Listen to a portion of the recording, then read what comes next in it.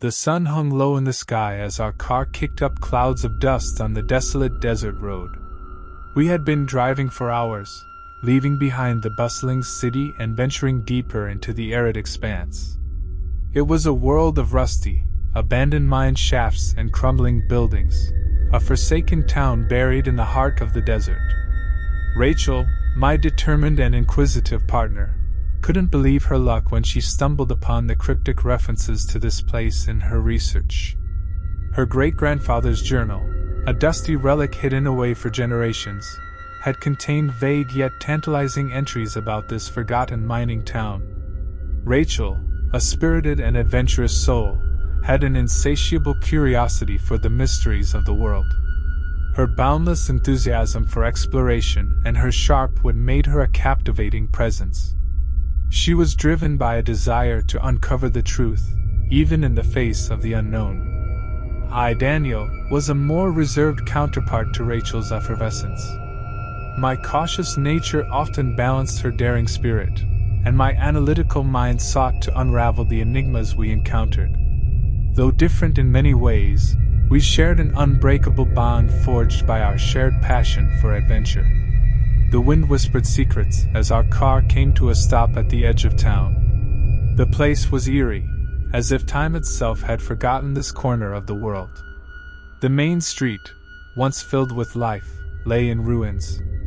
Buildings, many with shattered windows and caved-in roofs, stood as silent witnesses to the past.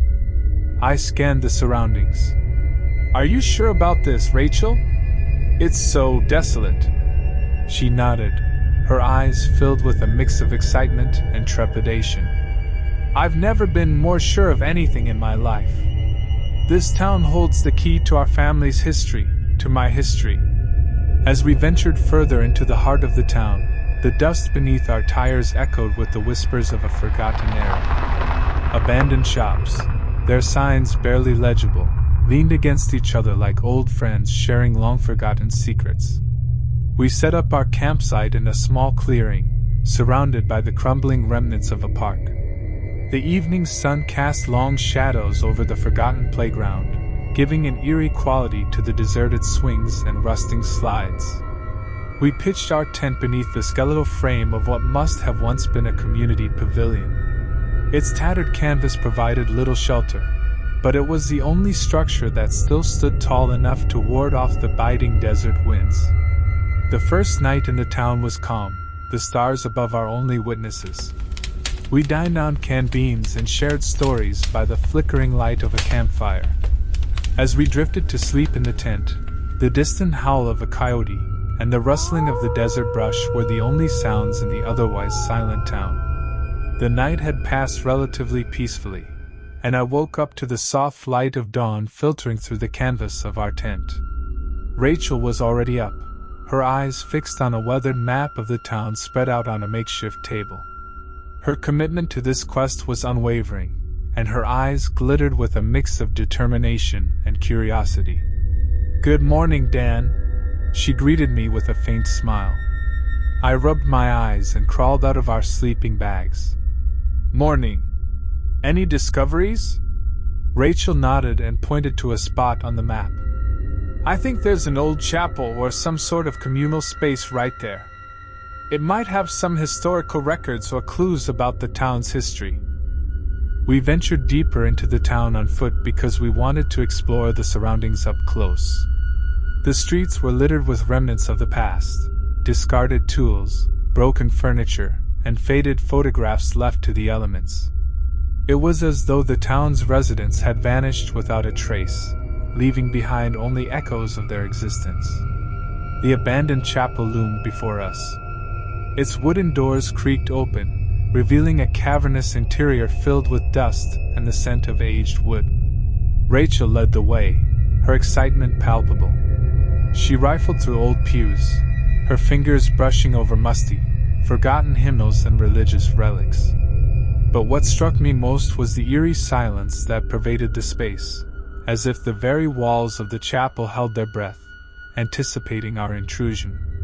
Then, as we ventured further inside, the discovery that would haunt my nightmares came into view. A crude altar, adorned with withered flowers and tattered cloth, stood beneath a stained glass window depicting an otherworldly figure. Cryptic symbols, hastily etched onto the chapel's walls, danced in the faint light. But it was the center of the chapel that held our gaze, a grotesque scene that defied comprehension. Before us, on a crude stone slab, lay the lifeless form of a small animal. Its throat had been savagely cut, and a pool of blood surrounded it. The air was thick with the metallic tang of fresh blood. Rachel gasped, her hand flying to her mouth in shock. "Oh my God, Dan! This is a ritual.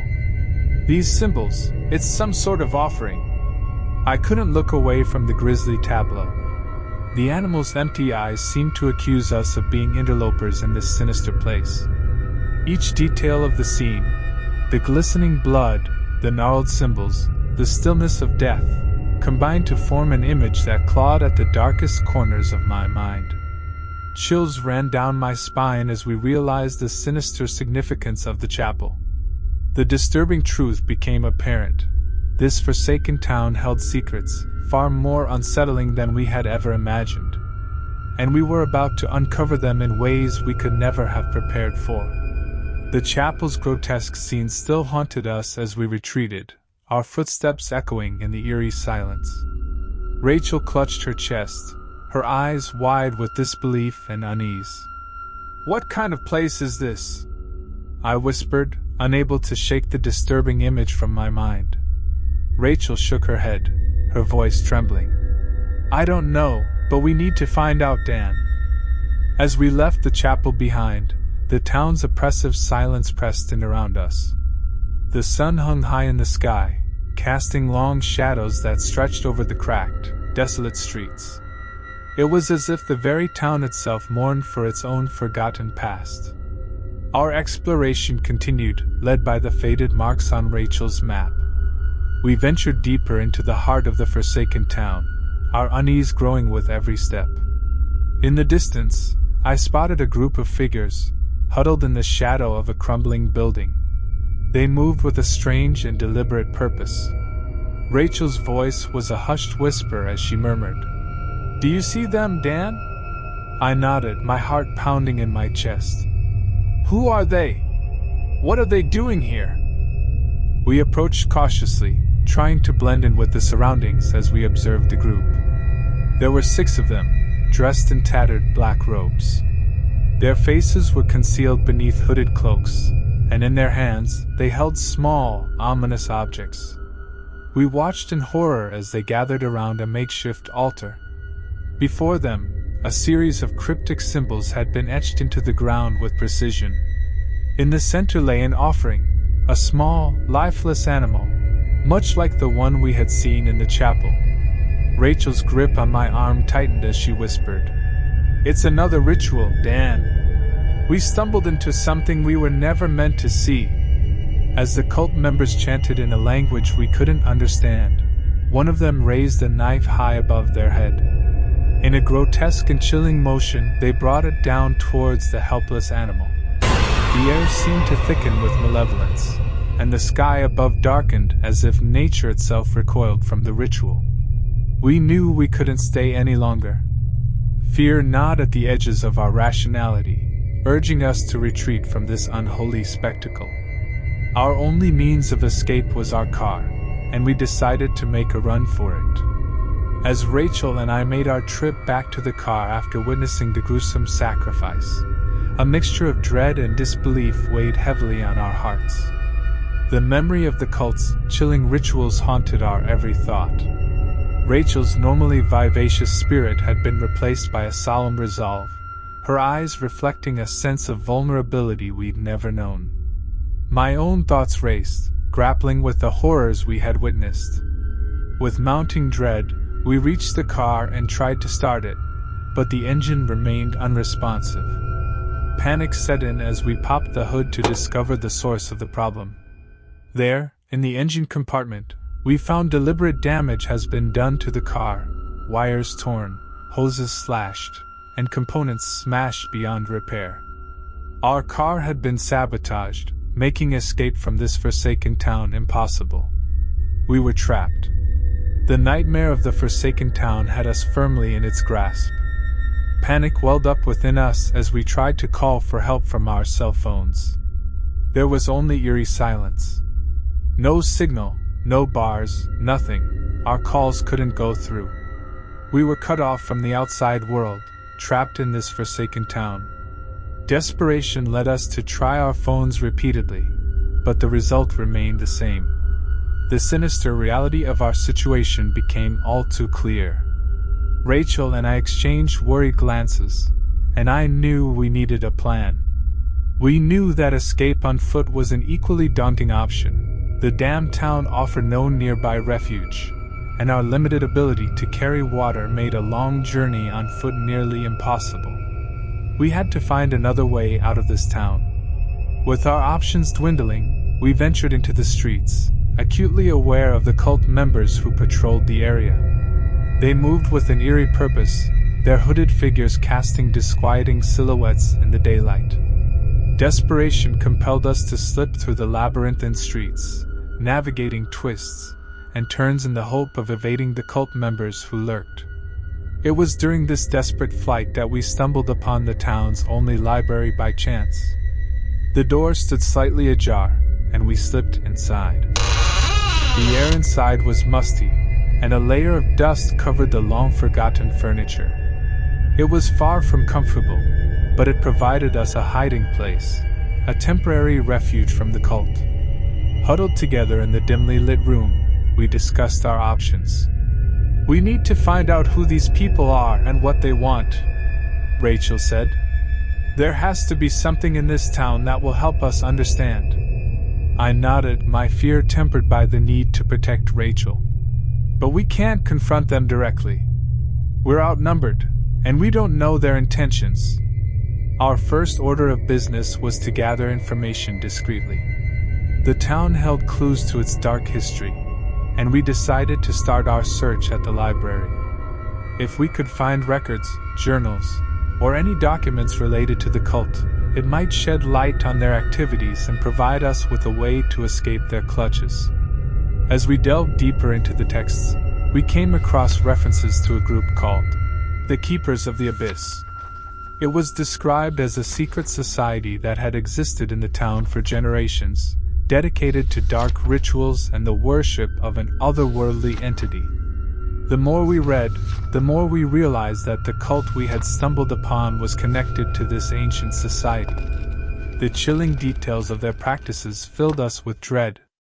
The rituals involved offerings, sacrifices, and the summoning of forces beyond human comprehension. We had uncovered a sinister legacy deeply rooted in this forsaken town. And as we pored over the old texts, we became aware of the danger that loomed ever closer. The cult knew about our presence, and the shadows of the forsaken town whispered with their sinister intentions. Trapped in the forsaken town with no means of escape, Rachel and I delved deeper into the unsettling texts at the library, seeking any information that might help us understand the cult's sinister motives. But the feeling of unease grew ever more intense, and we knew that time was running out. As we combed through the documents, our desperation turned into grim determination. We discovered a reference to a nearby cave system, rumored to be a place of great significance for the cult. It was said to be the location of their most secretive and unholy rituals. Our curiosity and the hope of finding a way out of this nightmare led us to make a daring decision. We would investigate the cave with a new purpose in mind. If we could find the cult's lair within the cave, we might have a chance to get our hands on a vehicle and escape this malevolent town. As Rachel and I stealthily made our way from the library to the cave, every step was a nerve-wracking test of our resolve.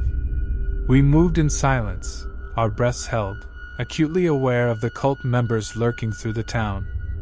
Fear knotted our stomachs, and the constant sense of being pursued sent shivers down our spines.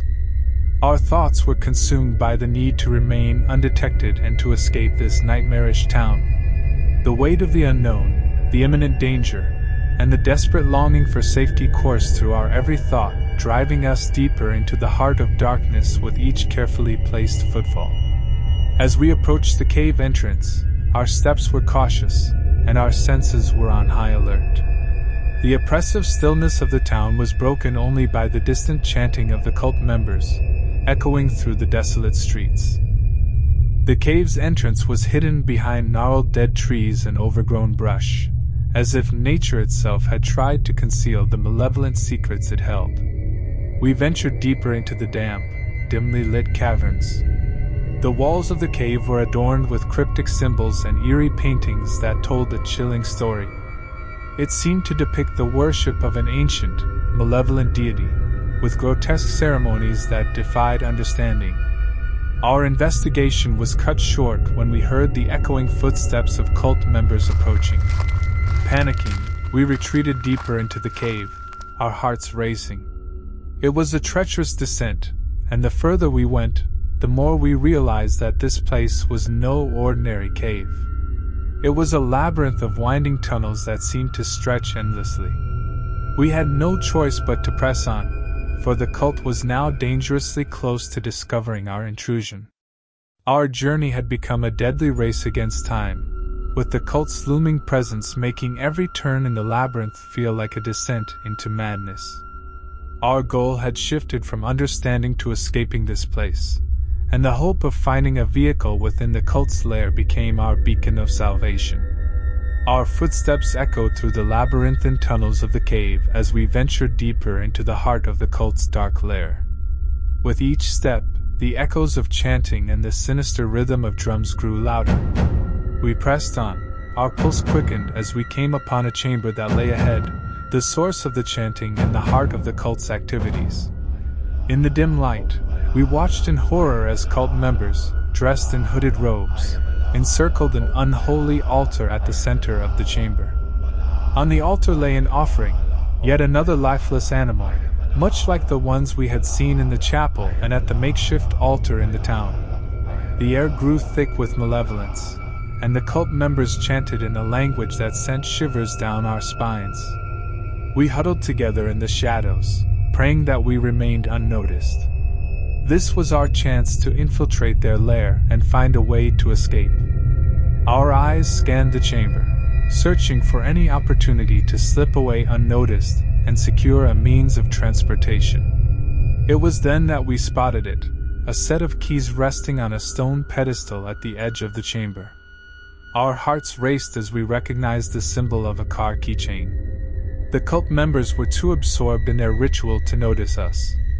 As Rachel and I cautiously approached the stone pedestal within the cult's chamber, the stakes couldn't have been higher. The eerie chants of the hooded cult members echoed through the cavern, and the room was bathed in an unsettling glow.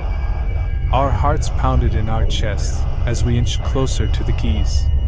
Beads of sweat formed on our foreheads as we reached out, fingers trembling, to grasp the elusive keys.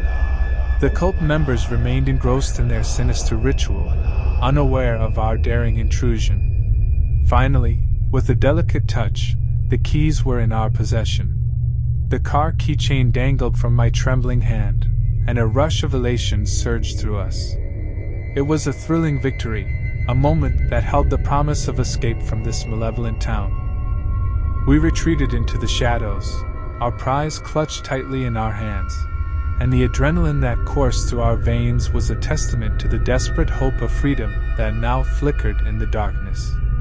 But before we could make our getaway, we were discovered.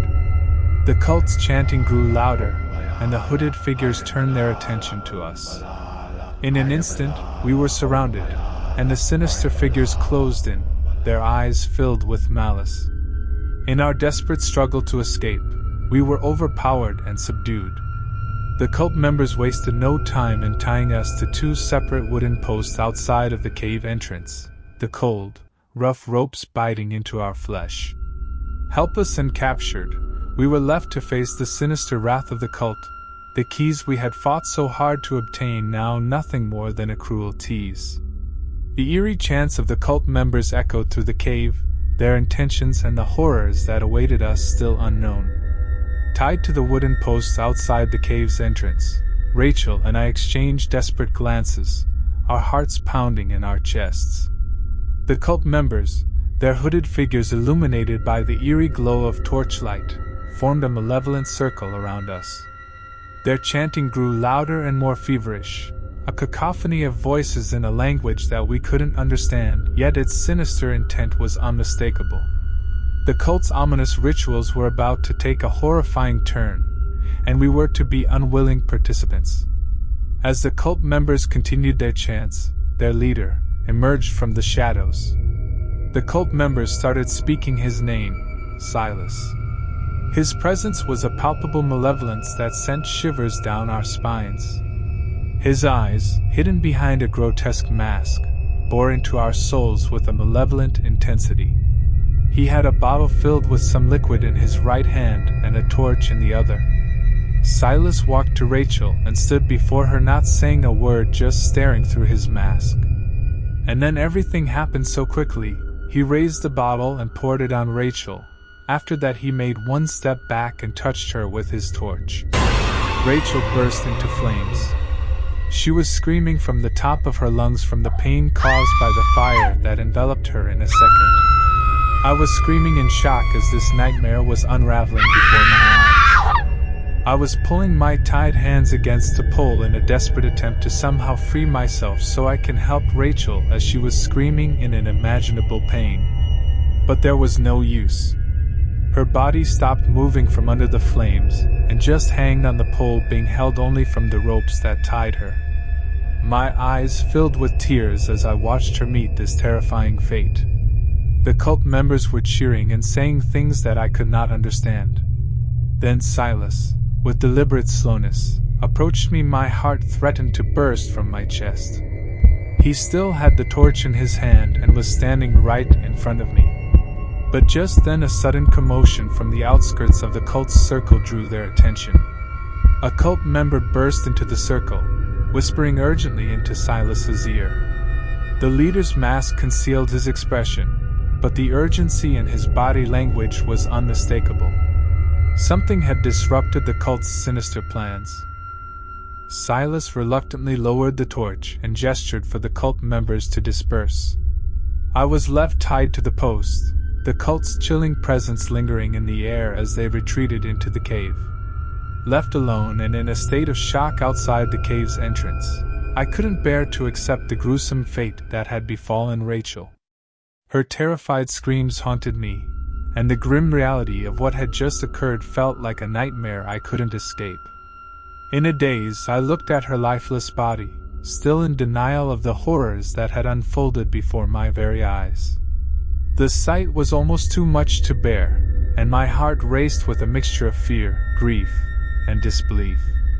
As my heart pounded in my chest and my breath became more controlled, I began to comprehend the gravity of the situation. The rope that bound my hands had become slightly looser from my desperate struggles during Rachel's ordeal. Gathering every ounce of strength and willpower, I pulled on the rope repeatedly, wincing as it cut into my bloodied hands. It was a painful, agonizing process, but I knew that my survival depended on it. Finally, with a final, determined tug, I managed to free my bloodied hands from the constricting rope. My hands throbbed with pain, but the sensation of liberation was overwhelming. I hastily untied my feet and started running as fast as I could away from the cave. My priority was clear: to get as far away from the cult as possible and escape the nightmare that had taken Rachel from me. With every ounce of strength and determination, I was running as fast as my legs could carry me. The haunting memories of what had transpired in that accursed place pushed me to keep running, to put as much distance as possible between me and the cult. But as I sprinted, my heart pounding and breath ragged, a haunting whistling sound pierced the silence. It was an eerie, bone-chilling melody that seemed to come from the shadows themselves. Before I knew what was going on, searing pain erupted in my back and chest. I stumbled forward, gasping for air, my vision swimming. Looking down, I saw the cruel truth. I had been shot with an arrow. It has pierced my back and chest, burning with an unimaginable pain. The agonizing pain radiated from the wound, and I crumpled to the ground, my strength failing me.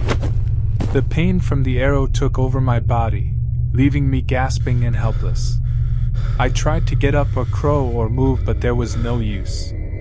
Lying on the ground in a pool of my own blood, I struggled for every breath, my vision blurring as I teetered on the edge of consciousness. The pain from the arrow wound was unbearable, and my strength was rapidly waning. As I lay there, gasping and helpless, two shadowy figures emerged from the darkness. They were cult members, their hooded robes concealing their faces. Without a word, they grabbed me from underneath my arms and began dragging me back towards the cave. My vision faded in and out as I was forcibly pulled away from the faint glimmers of freedom and back into the abyss of the cult's clutches. The pain, both physical and emotional, was overwhelming, and I could do nothing but watch as the world around me dissolved into darkness. The sinister secrets of the cult, the nightmarish town, and the horrors that had befallen Rachel all vanished as I succumbed to the relentless pull of unconsciousness.